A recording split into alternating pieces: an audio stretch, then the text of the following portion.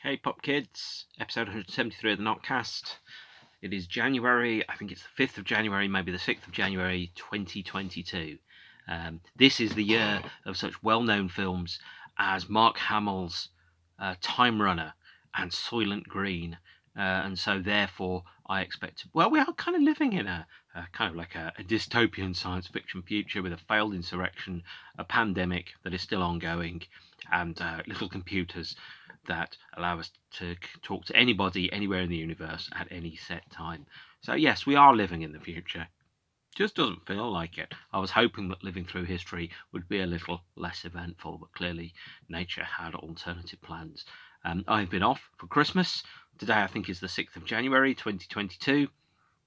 So I've had 2 weeks where I haven't been at work, and that includes unplugging from various internety things and not doing any of these for a while because I just wanted to rest. I caught up on a lot of films. I always watch a lot of films, watch a lot of television, listen to an awful lot of music. That's no surprise, is it? I did some tedious personal administration, went through some boxes of old stuff, threw out a whole bunch of things, and kept a whole bunch of other things. Found a few things which I've been looking for, which I didn't think I'd ever see again. And actually, that reminds me, one of them is in the other room. I'm going to come back in a minute. Excellent. I found what I was looking for. Today, we're going to be talking about R.E.M's 11th studio album released in 1998. The album is Up, the first one recorded after the departure of their longtime drummer, Bill Berry. And this is probably my favourite R.E.M album, which I know a lot of you will probably not agree with. Many people are of the view that the band's first albums are always the best. This isn't strictly true, as anybody who's heard Pantera's early glam metal era will know. I think R.E.M really grew into who they were with this record, and they became articulate and able to approach ideas in a way that perhaps they hadn't really been able to do so before. So I'm going to talk through the timeline that goes around the Up album and what happened before the album came out, what happened after the album came out, and my connection to the album and why I rate it so highly. The first thing that happened is in March and April 1996, while the band were recording New Adventures in Hi-Fi, the album that almost everyone will tell you is amongst their best. They recorded a song called Hawaii 4, which was an instrumental version of a song that became Daysleeper on the album Up. You will have heard of Daysleeper. It is one of R.E.M's many sad bold man singing a sad song ballads, and that sounds very cynical. But it is, Daysleeper is, I think, the connective tissue between R.E.M post Bill and with Bill as well. In April 1997, the band went into the studio and they recorded the fan club single Live for Today, which was, I think, a double A side with Pearl Jam, so it became partly Pearl Jam and partly R.E.M fan club single in 1997. And they also recorded another version of Hawaii 4. They started rehearsing for the album on the 9th of September 1997 at the West Clayton Street studio in Athens, Georgia, and Bill Berry announced that he wanted to leave the band. Apparently, Bill had, during the recording sessions in Hawaii, which were for Live for Today and Daysleeper, went out and sat on the beach as the sun came down and realised that perhaps his enthusiasm for playing drums for the rest of his life had grown smaller over time and it wasn't making him happy anymore. And obviously, far be it from me to try and reverse engineer how he came to that decision, but I'm pretty sure that having a brain aneurysm in Zurich, or wherever it was, probably Zurich or Lausanne or somewhere like that, and then realising how short your time is on the planet, he maybe thought he wanted to smell the flowers whilst he could and had the opportunity and the health and the money to do so. I mean, obviously, those of you who've been watching a number of these episodes will know that I had a blackout in August 2021, and since then I've been more aware, I think, of my mortality, the fact that I am not quite as invincible as I once thought, and it's made me reassess certain things and certain behaviours, and I've lost weight primarily because that would be healthier for me, not because I'm in any way interested in fat shaming anybody, because I think that's bullshit. And I've reduced my sugars, I've reduced my alcohols, I've become healthier in terms of doing more exercise. I feel better for it. You know, I've spent all my life working to the point where my life now is what I want it to be and what I've been working to achieve for over the past number of years. And I want to spend as much time as possible on the planet enjoying it. So I suspect Bill maybe had a similar kind of moment where you suddenly realise that yes, you aren't invincible, no one is getting out of this alive, and sometimes you have to reassess and change your priorities at a certain key point in your life. On the 30th of October 1997, R.E.M. made the announcement that Bill Berry was leaving the band, and they did a number of exit interviews with the LA Times and MTV and newspapers and so on. Effectively with Bill there present, telling everybody that, you know, he decided that he didn't want to play drums anymore. Now the flip side of that is, I think Bill had made the decision that if his leaving was going to end R.E.M., he would stay in the band and he would continue to play drums, because he knew that R.E.M. were a great band, an important band, and he didn't want to be responsible for splitting the band up just by his decision to leave. But R.E.M. decided that, as Michael Stipe quite rightly or quite memorably said, is that R.E.M. was now a three-legged dog and it was going to have to learn how to walk a little differently.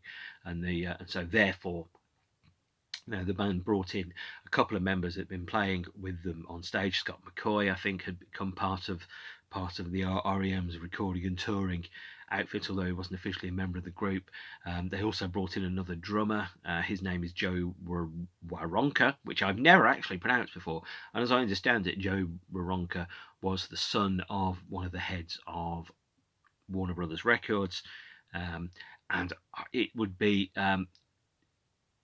not uncharitable to say that Joey's drumming abilities came to the attention of R.E.M. because he was the son of the guy who had a very, very high position in the band's record company. If Joey Waronker had been, Johnny Nobody from Bumblefuck, Ontario, he would not have ever played drums for R.E.M. They would have found somebody else. As it stood, by the way, Bill is right-handed when he played drums, Joey is left-handed, and so therefore there was a slight difference in the sound. And although it still sounds like R.E.M. and it looks, walks, and talks and quacks like R.E.M., it does things a little differently. And actually the big thing that you can hear when you listen to Up is a difference in the drumming and the percussion. As a somewhat crap amateur drummer, the drum parts on Up are very, very different to the ones that Bill would have written and the ones that Bill would have recorded.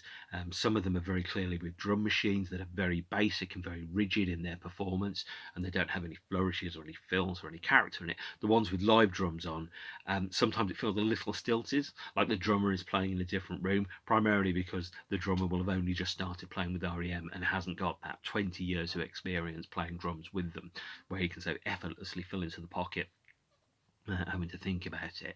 So it's kind of like, almost a first date, as opposed to a very great relationship that's been ongoing for a number of years. And I think R.E.M's made a great album in Up. The weakness of Up, if there is a weakness, and this is something that Michael Stipe said, and he said on the Pop Songs blog, is that it is 3 songs too long and some of the songs are too slow. And I can't disagree with him there. Obviously, there is going to be furious arm wrestling in the R.E.M. forums about which 3 songs should come out of the album. I will nominate them as I go along. I think that there's some absolutely classic R.E.M. songs on Up. It's a brilliant record. I think it's one of their best, and lyrically, it's really, really strong as well. So let's go and have a look at what happened first. So 2nd of February through to the 7th of April 1998, the band were recording in San Francisco. They recorded a number of songs, including I think 3 which haven't yet been identified. One is called The Line You Crossed, another one is called Song of the Sitar, and the third one is called A Cool Dry Place. Never heard them. They're probably on the internet under different titles. They then went to John Keane's studio in Athens, where they'd recorded and demoed for things like Automatic for the People and Out of Time, and they kind of recorded more of the album there with Joey. They played their first live show without Bill on the 14th of June 1998 at the Washington RFK Stadium in the middle of the afternoon. It was meant to be later in the day, but there was a lightning storm over the 2-day festival, and all the acts got bumped onto day 1, or more correctly day 2, when the weather had cleared up, and so R.E.M. played a truncated set. They mixed Up in August, They then went back into the studio after they'd finished the album, recorded a number of extra songs, one of which turned into Animal 5 years later, and then another one was the opening song on the Reveal album released in 2001, which is The Lifting. And on the 12th of October 1998, they released the first single by R.E.M. as a trio, Daysleeper. Daysleeper is just, I think, an R.E.M. classic song. I haven't got any of these versions on vinyl because most of them weren't released on vinyl, and the ones that were staggeringly expensive, and I was all buying CDs like everybody else of my age. Daysleeper is an incredible R.E.M. song. It's a song which I think some bands will write songs about the road and how tough it is to be away from the people that they love, and how hard it is to be incredibly rich, and how difficult it is to see a million faces and rock them all. Whereas this song is about somebody that works at night, they sleep in the day, and the language that is used is the sound of, it's the kind of vocabulary that you very, very rarely get in singles. Most singles don't talk about things like staff cuts, overages, profits, things like that, fax machines, purchase orders. Songs don't talk about that because people aren't interested in that, and yet Stiper somehow created a lyric that makes it almost interesting to hear about what it's like to work all day, sleep all night, or more correct, what's it like to work all night and sleep all day, and to have a life that feels like it's turned upside down. And there's this fantastic line where he says, "I cried the other night, I don't even know why." And as somebody who, when this came out, I was smack bang in the middle of 25. I was like, God, yeah, I don't know why. I wasn't happy with the life that I was living. I'd started work as working in offices. This was the second R.E.M. album that had been released with me as an employee of a company. I'd been working in the workplace for 3.5, 4 years at this point. And I was like, so this is my life. I guess I'm going to have to get up, wear a suit, get a train, and go to work every day. And Daysleeper is one of the few songs that ever captured quite what that was. There are 2 B-sides on Daysleeper. One is an Oxford American version of a song called Why Not Smile. Why Not Smile also appears on Up, so I'll address it when we get to there. There's also, as is often the case with R.E.M. B-sides, a somewhat insubstantial instrumental that's one and done in about 3 minutes, called emphysema, which is kind of like a chest, throat, breathing condition.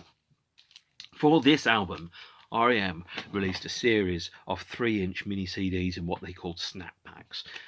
This is the one for Daysleeper, which is backed with an alternate studio take of the album track Sad Professor. These were sold in sealed sleeves for £1.99. Because they were effectively 2-track CD singles. Let's open one up, because all of the rest of them look like this as well. Is effectively, they've got like a 3-inch CD here. Remember that if you've got a CD player, there's a little tray that's a little bit smaller that sits inside. That's where these things go.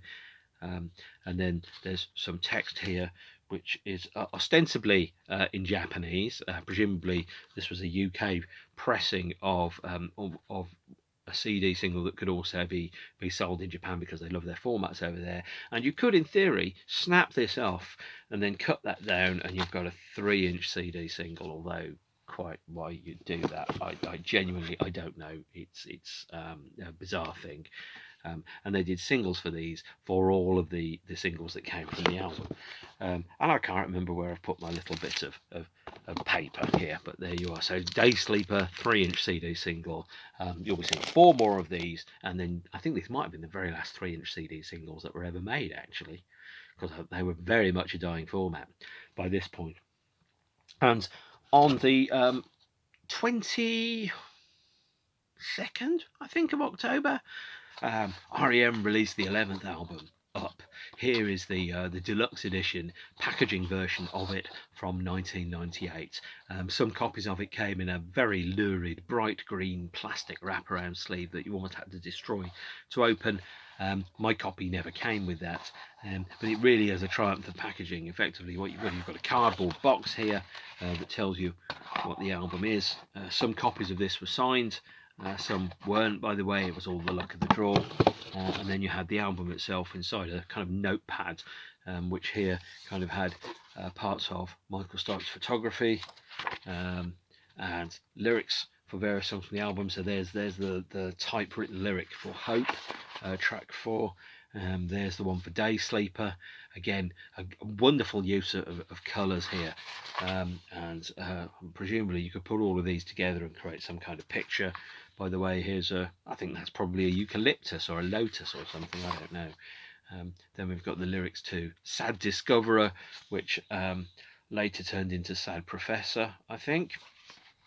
And the lyric to one of my favourite R.E.M. songs, I'm Not Over You. This album, by the way, has 3 of my favourite R.E.M. songs on it, which are Walk Unafraid, I'm Not Over You, and Why Not Smile. And again, you've got a kind of like a graphic approach to it. There's the lyric to Suspicion, alongside an image that's maybe reminiscent of Migraine Boy, who appeared on the special editions of Monster. Type lyrics to Walk Unafraid, one of the best songs in R.E.M's catalogue. In fact, if I was going to get an R.E.M. tattoo, it would be some of the lyrics from Walk Unafraid. It would be the very line which he says, everyone expects me to walk, everyone expects me to walk. Everyone walks the same, expecting me to step the narrow path they've laid. They claim to walk unafraid. I'll be clumsy instead. Hold my head up or love me high. There's Falls Decline. There again, typewritten lyrics with up imagery, and I'll talk about the meaning of the album title Up shortly. And there's a thank you from R.E.M. That's very cynical, isn't it? And then, of course, the album itself in a slightly different picture cover there, and the imagery on there. Now, the album is called Up for a number of reasons, and you might not necessarily think that the reasons why it's called Up are really necessarily valid. There's the At My Most Beautiful lyric. This one is You're in the Air there. I'm trying to read these backwards on the screen, it's not quite working. This one's Parakeet. Here is The Apologist. That's just a photo of what looks like to be some trees and some leaves. That's Lotus. The lyrics here are very definitely presented out of the order that they appear on the album. Here's Airport Man, and then there's a photograph of Peter Buck. Oh look, there's Mike Mills. There's probably Michael Stipe, I would have thought, and there's some credits on the album. So, and then each one of these looks to be a shot taken from the stage during a live show during the daytime. So that might have been actually shots taken from the stage during R.E.M's first show without Bill at Washington. And inside the R.E.M. tour booklet here, we have a photograph of Peter Buck, which I suspect could give you an idea of that would be the type of photograph that perhaps it would be as a shot from the stage of the crowd. So Up is, in my opinion, lyrically certainly the best R.E.M. album. It's better than Monster, which I absolutely love, and it's an album that is called Up very specifically for a reason. It's about, as the title itself says, falling to climb, and about finding a kind of like a positivity or a benefit, an upside to something, is that when you're at your lowest ebb, the only way is up. Now that sounds horribly like some kind of Hollywood boosterism and bullshit, but that's not really how this album works. This album works about the value of things like hope and belief and positivity, and at the same point is around trying to find the good in the bad, even when the bad is clearly very, very all over the place, and it is absolutely there all the time. It opens with Airport Man. Airport Man is the first and most obvious song that doesn't have Bill Berry on it.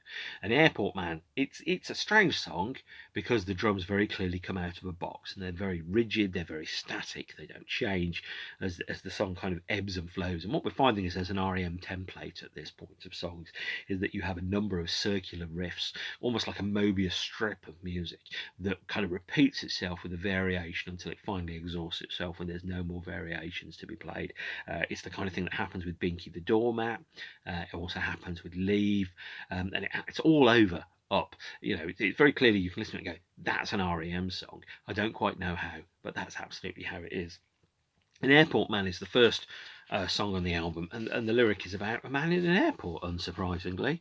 Now, a lot of the album feels to me like it's written from the point of view of observing a number of characters, maybe people that travel, maybe people that have business, maybe Michael Stipe kind of taking perhaps a more mature approach to the international rock star lyrics, or the relationship fraud that you'll have seen in Monster and New Adventures in Hi-Fi, where actually he's talking about it in a more relatable manner. He's going, this isn't a man that sits on a stage. I think it's a man who travels for work and is lonely, and you know, you can't help but have a degree of going, well, is he talking about himself? I don't know, is the answer. But I think he's maybe using his experiences as a prism through which to address certain key parts of the human condition. You know, if you're on stage singing a song, you're still an employee, you still have a boss, you know, you still have a time you have to get to the office to work.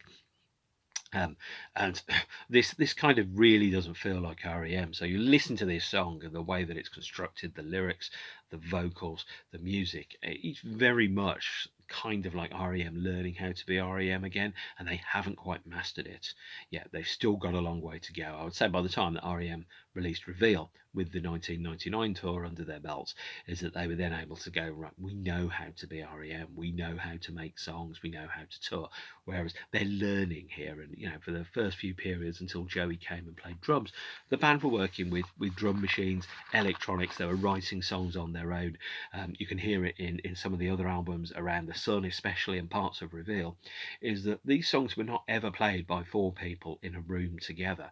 These songs were constructed by committee out of fragments that the band had built and made, and then joined together to create a mosaic of music, as opposed to four people playing them together. Because if four people had played a song like, let's say, Chorus and the Ring off Reveal, somebody somewhere would have gone, guys, it's too long, we need to take out a verse, or we need to throw some drum fills in, or we need to make the song sound a little bit livelier.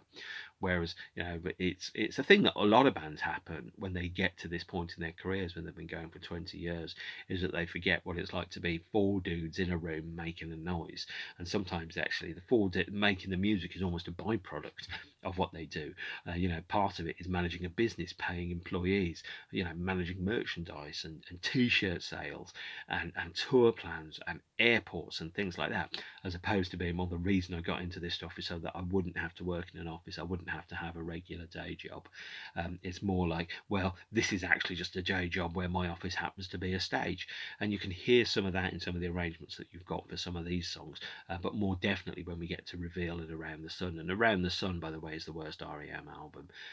It's really no good, very bad, terrible indeed. But we have to wait until we get to that point where I bitch about the album. We won't. I agree with Stipe's assessment that Up is 3 songs too long and some of the songs are too slow. Airport Man is a slow and very, very cheeky kind of song that kind of sneaks into your thinking, and then Taylor goes, ha, surprise, this is a song. And you go, oh, okay, right. So, and then the second song is Lotus. Here are the lyrics to Lotus, and you'll see here, and also repeated on the album's more proper cover, there is that the upwards arrow logo is used repeatedly throughout the lyrics alongside this kind of colour palette. It's almost as if the band are creating a kind of like an iconography similar to road signs, kind of like using a set of generic language symbols which transcend individual languages, so you can understand what this is by looking at it as opposed to trying to decode it by reading the words.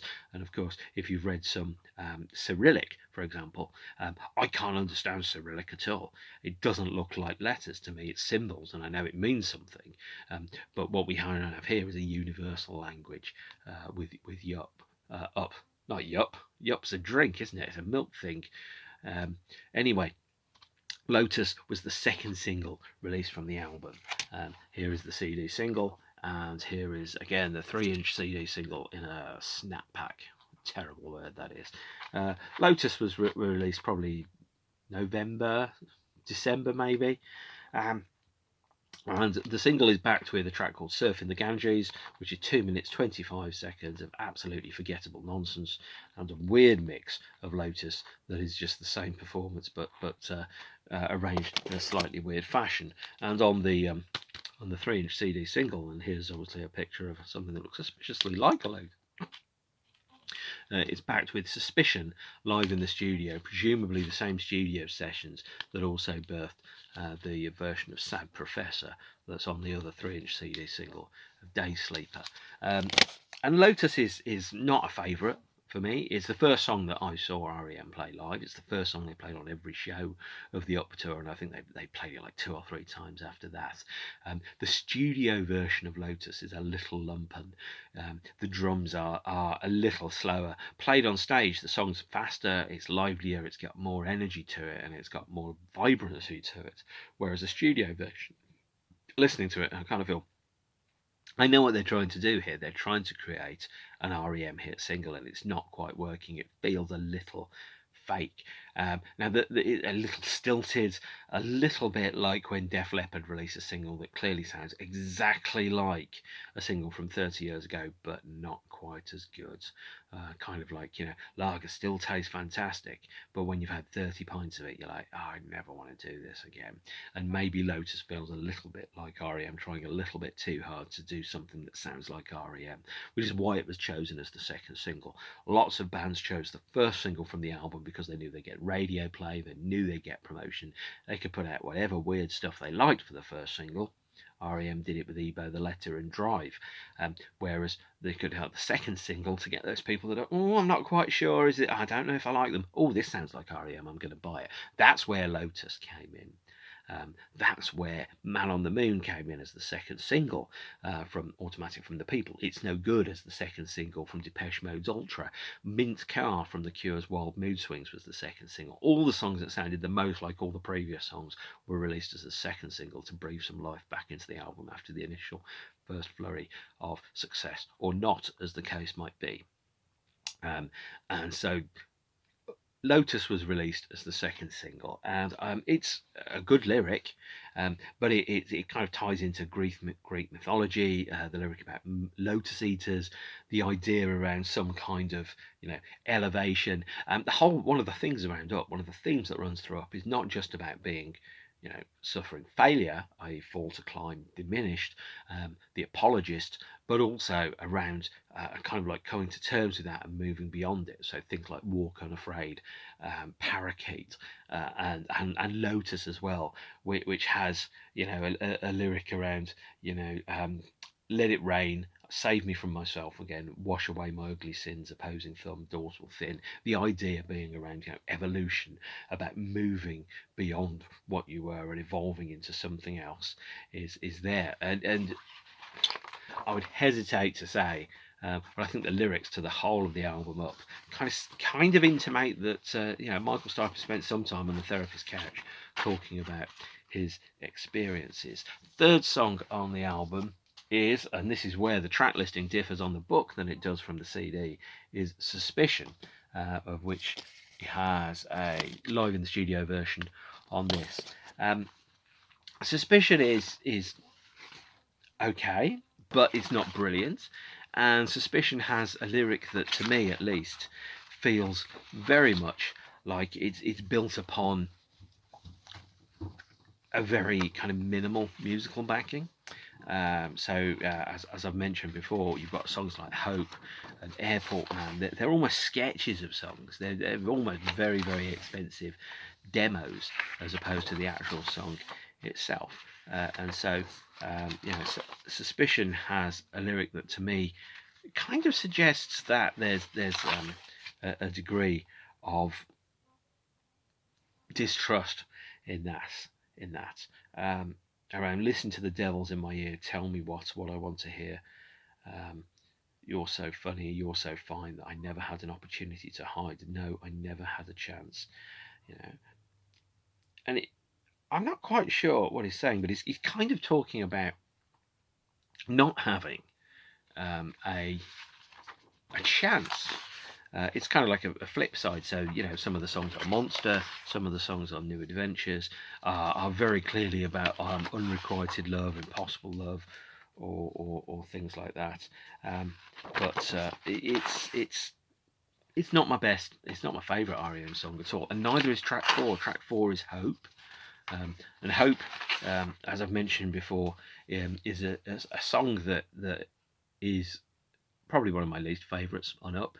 Again, the rhythms come out of a box, and the box doesn't do very much, and the melody is very much kind of like a complete kind of rip-off, so much so actually that Leonard Cohen gets a co-writing credit. for I think So Long R.E.M, is that the way that the vocal melody works is effectively it's the vocal melody to a Leonard Cohen song that's been rewritten. Um, and the lyric addresses actually a really interesting thing. So there's elements of Leonard Cohen, there's elements of World Leader Pretend, but also with Hope is it's around somebody that is battling a chronic illness or a terminal illness even. And the idea is, and lots of people will say, oh, if you've got a major illness, you're so brave. Well, you don't have a choice, really. It's not bravery, it's reality. Is that's the thing that life has given you, and you have to live it, and you have to live with it and cope with it, and you have to face your mortality. Now that's the thing that's brave, is realizing, am I going to run out of time? Am I going to live this long? Am I going to get to see my cats grow old? Betty White, who died very recently, lost her pet about 3 years ago, and she decided not to get another one because she knew she wouldn't outlive it. That's a kind of bravery, that's a maturity, which you really hope lots of people have. Newsflash, guys, not everybody has it. But Hope is a quick and not necessarily fun song. I don't think I've ever seen them play it live. And if I have, I certainly don't remember any of it. And then song 5 is At My Most Beautiful, the most obvious and transparent lyric, a song that's used by a number of people at their first dances at weddings and things like that. It's such a lovely, sweet song. Heavily influenced by the Beach Boys. The vocal melodies that we've got, the cloying, almost sickly sweet lyric around things like, I read bad poetry into your machine, I save your messages just to hear your voice, you always say your name like I wouldn't know it's you at your most beautiful, I count your eyelashes secretly, with every one I whisper I love you, I let you sleep, listening I thought I saw a smile. And it's just a beautiful, sweet love song. The type of love song that, in the late 90s, and by the way, this was the era of dunderheaded knuckle draggers, and new metal, Limp Bizkit, Korn, Cold Chamber, and all that stuff. Not hugely articulate, and if they ever were, it was all wrapped inside fury and shouting. This is just a very obvious, sincere, straight ahead love song, the type of thing that is almost cliched, passe, and you would expect Chris Rea to write, but it's much better than that because it's not Chris Rea. This is the type of thing that Mick Hucknall spent his whole life trying to write a song as good as At My Most Beautiful, and he's not even been able to manage anything as good as the silence at the end of the track.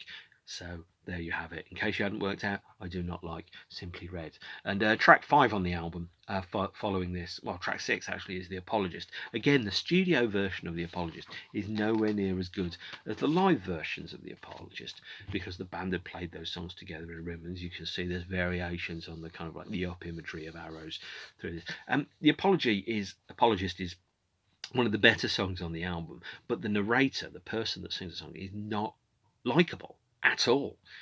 He's a bit creepy, he's a bit weird, and he seems to think that if he apologises for the things that he's done that are clearly pretty bad, that's good enough. And it's like, no, you don't get to say when you're forgiven. If you're somebody that's done something that you need to apologise for, the person that has been wronged is the one who chooses when or if you get to have that forgiveness. You don't get to go, no, that's it, that's enough. No, that's not how it happens. And I have had people that have abused me. They don't get to decide when I've had enough. I get to decide. And the apologist is the same kind of thing, is that if you just go, well, I'm sorry, so sorry, I'm sorry, I'm so sorry. I think if that's just it, that's good enough. It's like, well, no, that's not good enough at all. And it's quite damning, the lyric to The Apologist.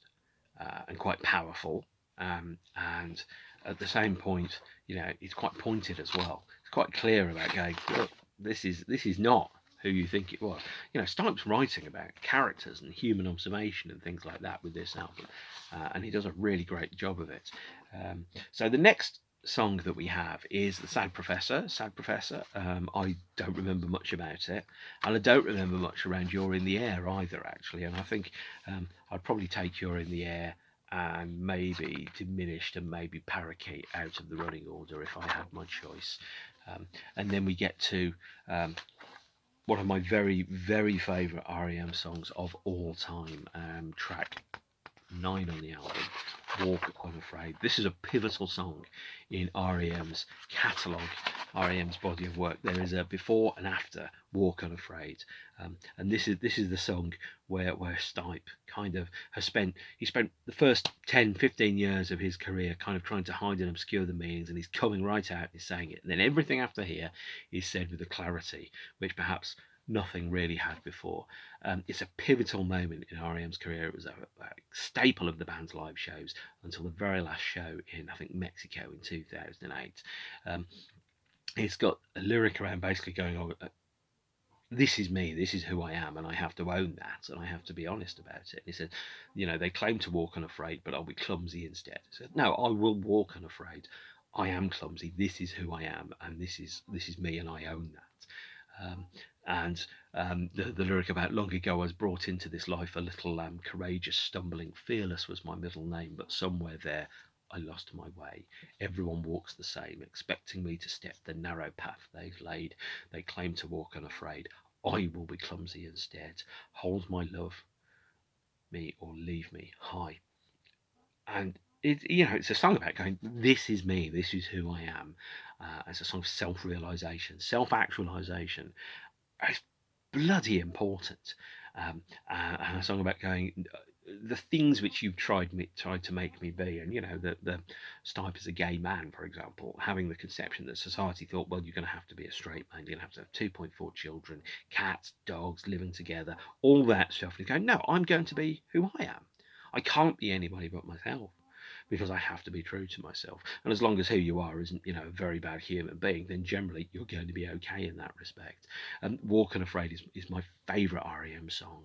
Out of all the R.E.M. songs, this is the one. And when I first heard it live on BBC Radio in 1998, I was like, that is a great song. Full stop. Without any hesitation or anything else. Track 9 is Why Not Smile, which I've kind of talked about previously. And it's a song about hope and optimism and the power to be able to try and look at whatever's happening around you and try and turn that, whatever it is, into something that's positive and beneficial. This again is me kind of flipping through the thing to try and find where Why Not Smile is on the on the booklet. And to be honest, I don't quite know. No, I still don't quite know. It's a short, delicate song. I listened to the B-side version of it a lot before I came to the album version. I had maybe 5-6 weeks between the version on the single and the version on the album. Why Not Smile sounds like quite a brutal lyric. As the concrete broke your fall. I fell in my life on occasions. I had, if you've seen the Pet Shop Boys episode about nightlife, you'll know I had a really bad heartbreak probably about 18 months after this album came out. I listened to Up a lot after that album came out, and The Concrete Broke Your Fall. I knew what it was like to be the person that had their fall broken by concrete. When you think you can't get any further, you then hit the ground and you break and then you rebuild yourself. And there's a line about, I feel like a cartoon brick wall. The troubles which I faced made me feel like someone else was writing my life story for me, and they really had it in for me for a number of years. So it was like, well, this is where I go and I start again, and I try to make my way through it. Daysleeper is the next song. It's about the getting up off the floor, going to work, and coping with the elements of work that you've got to live with to try and make your way through it. And then there's a track called Diminished, which was, I think, called Sad Discoverer on the original lyric. And again, that's got a lyric about, I watched you fall. Maybe I'm crazy, maybe I'm diminished, how do I play this? And I watched you fall, maybe they'll see me, maybe they'll say I see the truth in his statement. So these are all songs about trying, facing a challenge, whatever that challenge is, and moving your way through it. And I listen to this album a lot after that relationship came to an end, because it was one of the albums that made sense to me. This album was a friend to me at a very dark time in my life. My second favourite R.E.M. song is I'm Not Over You. I saw R.E.M. play this live, I think once, at Manchester Evening News Arena, 17th of July 1999. Great gig, absolutely brilliant show.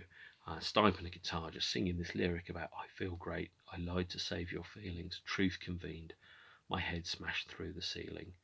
I lost an arm, no one harmed, you diplomatically alarmed. I sulk away to lick my thin skin, I'm not over you. Sometimes people will go, how are you? And you go, I'm great, I'm fine, absolutely fine, nothing to worry about at all. Everything's groovy when it isn't. And that's what I'm not over you. I feel great. I lied to save your feelings. That's what the whole of that album was to me. Is really great album, really great song, and really important R.E.M song to me. It applies now. Sometimes I have bad days. How are you? I'm fine. Yeah, because no one's got, man, I'm having a terrible time. Not sure if scared or hungry. Might be both. And then there's Diminished, which I've kind of mentioned briefly, which is around that. There's Parakeet. Parakeet comes to the idea that's at the bookend of the album with Lotus, around some kind of spiritual elevation, some achievement, some breakthrough that happens where you go through a situation and you change. Now, there's a thing called EPAS, which is enduring personality change after catastrophic event. That is very definitely a psychologist kind of thing. And I think Parakeet has that same kind of thing, is that the characters in this album, and Stipe is probably talking about himself, but he isn't at the same time. These characters were trying to achieve some type of breakthrough, some type of change, and you come out the other side of a traumatic event and you're not the same person, you're somebody different all the way through. And that is where this album is it's kind of going, we've been through something, it pushed us down, we came back up, but we're not the same. And you can like when the Japanese mend like a broken piece of crockery, is that they use a gold paint. So in fact what you can see is it's not trying to disguise the scar, it's trying to bring attention to it and go, this is beautiful because it has been broken, not because it wasn't broken. And the last song on the album is Falls to Climb, which is again probably too slow, but the lyric is, someone has to take the fall, why not me? Had consequence chosen differently, had fate its ugly head, my actions made me beautiful and dignified my flesh. It's kind of like going, I have been through hell and here is the heaven. And that is why I think Up is probably my favourite R.E.M album. It's imperfect, but it is a powerful album around overcoming spiritual challenges and reaching something as a conclusion out of that. Now, I haven't even touched upon the singles really in any great way. I've only really talked about Daysleeper and Lotus.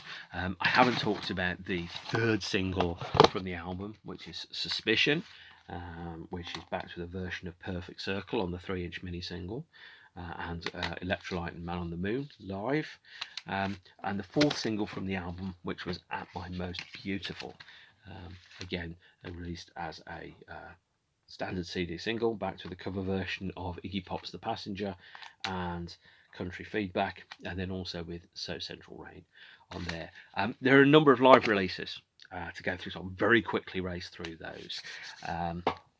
R.E.M TV, the DVD box set, contains live recordings from Uplink, which is live in New York in October, VH1 Storytellers. The DVD version of the album, which is a 5.1 mix, features a track called, features 3 videos recorded live at a studio session called Uptake, and then also this has the live at the Tabernacle in London in 1999. And the live at the BBC box set features 3 songs from the Up tour, 3 shows from the Up tour, the Peel session for John Peel in 1998 on the radio, later with Jules Holland in 1998, a couple of days later, and also the live at Glastonbury 1999 set. The band toured in 1999. I managed to see 3 shows and they were fantastic. And that is where I'm going to wrap up, because the next time round I'm going to talk about the Man on the Moon soundtrack and the